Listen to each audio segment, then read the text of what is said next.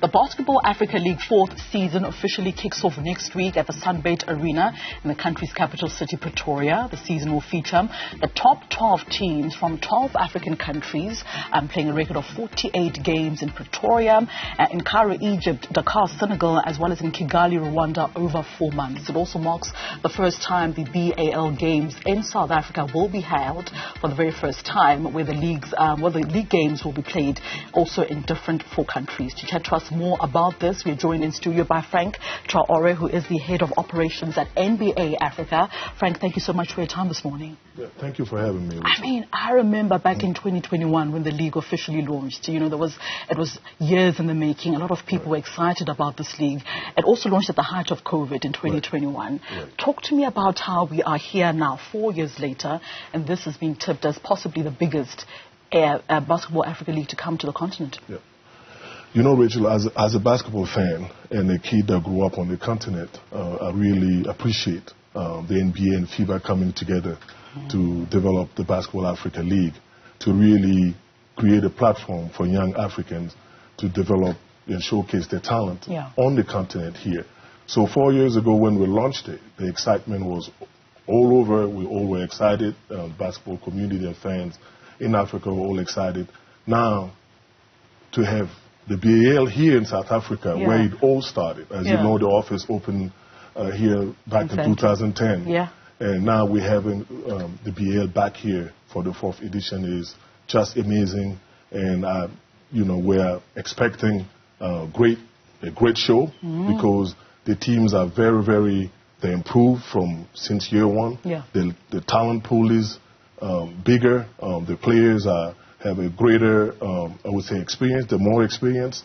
And we really think that it's going to be one of the best for this year. We're hoping to enjoy, that everybody will enjoy the game from the March 9th to the 17th. Yeah.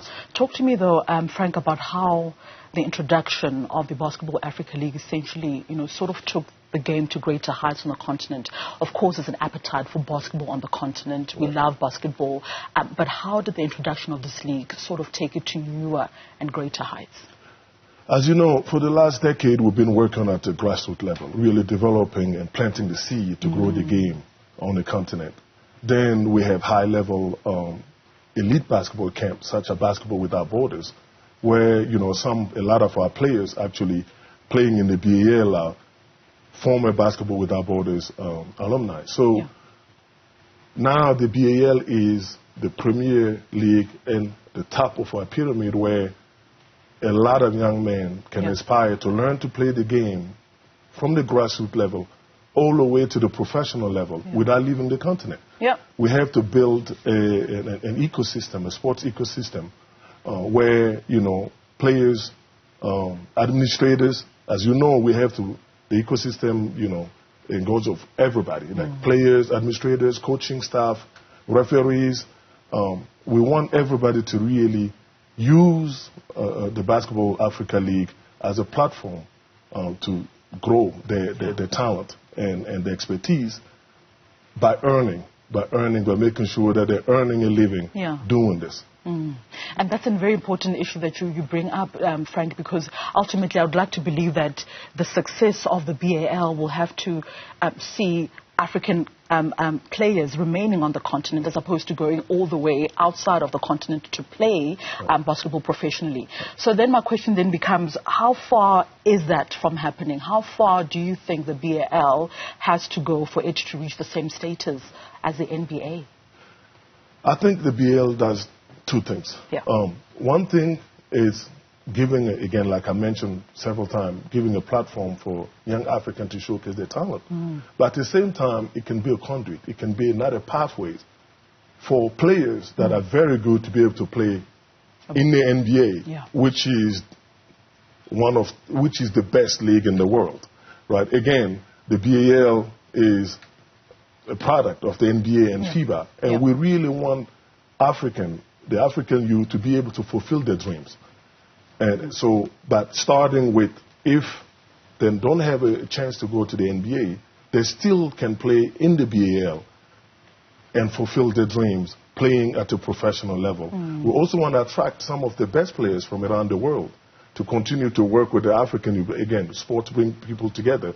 It's open. It's an international league. It's a professional league where, some of the teams, are able to recruit players from the U.S. and Europe, etc. And also players from the academy. We have a program called the Elevate program, which allows our academy players to play in each team, to learn from being in a professional setting, to learn from the older brothers, I should say, and help them prepare for the next phase in playing full-time in the BAL or in the NBA. All right, so let's bring it back home. Earlier, obviously, you spoke about having the league returning to South Africa for the very first time. Talk to us about this, the importance of having matches held in South Africa for the 4th edition of the BAL.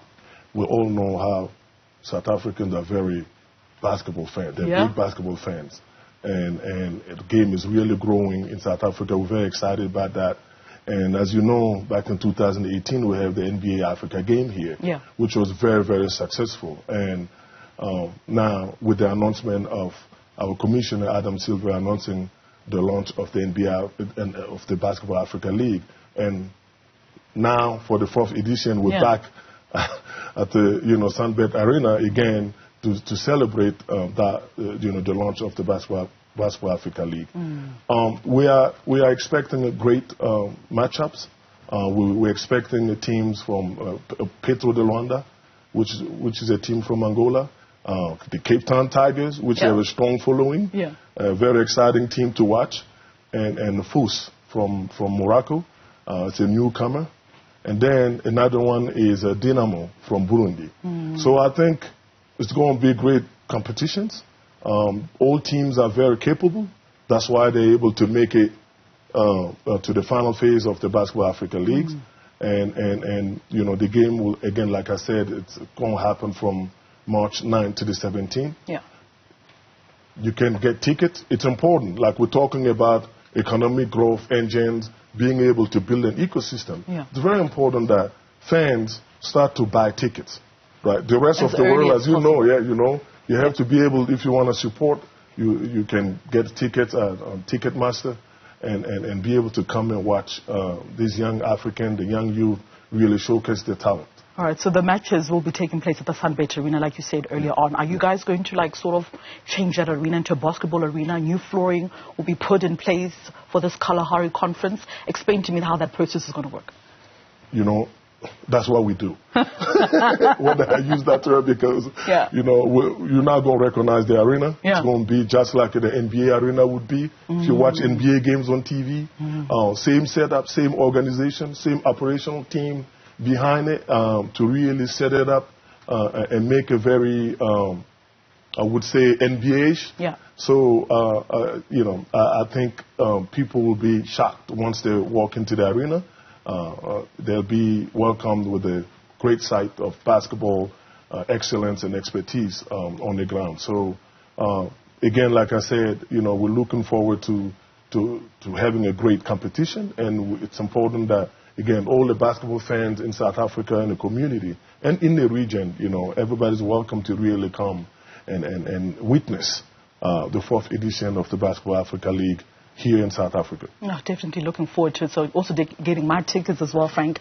Talk to me though about the broadcasting partners that will obviously come on board to ensure that essentially the whole of the African continent is able to watch the matches across the different 4 countries. So broadcasters, again, we have partnerships in place even with the NBA. And our teams are really working tirelessly to make sure we showcase the game from across the world. I would say Africa and the world. And I wouldn't list out exactly the broadcast, but it's it's really in place, and this is a big part of growing the game, and we understand the importance of broadcasting and having a backing of the media community, which that's why I'm here today. So we're really appreciative of the support that we're getting across the board. All right, running out of time, Frank, but I have to ask you this. Is there an appetite for the women's game on the continent? What is happening to grow women's basketball on the African continent? That's very, very important for us, where, again, the parity in sports. We're really pushing, and we started at the grassroots level where everything we do for the boys, we do equally for the girls. You know, starting with basketball, BWB, which is Basketball Without Borders. We started with the boys first, then we added the girls. Now it's 50-50. So we're having 60 boys, 60 girls, and we're investing as much and as many resources on the girls and as we do on the girls, so on the boys. So we have to continue to build on that. And personally, I like watching women basketball. Yeah. I think they're more disciplined, they're very organized, and they're very talented. The skill set has to be much higher for them to be able to compete at the highest level. Frank, I do appreciate your time this morning on Newzroom Afrika. That is, of course, Franck Traore. He is the head of operations out at NBA Africa, just speaking to us about the fourth edition of the Basketball Africa League coming to South Africa for the very first time. The tournament kickstarting next week at the SunBet Arena in Pretoria. So definitely getting my tickets for that one. Quite excited for that. Frank, I do appreciate your time.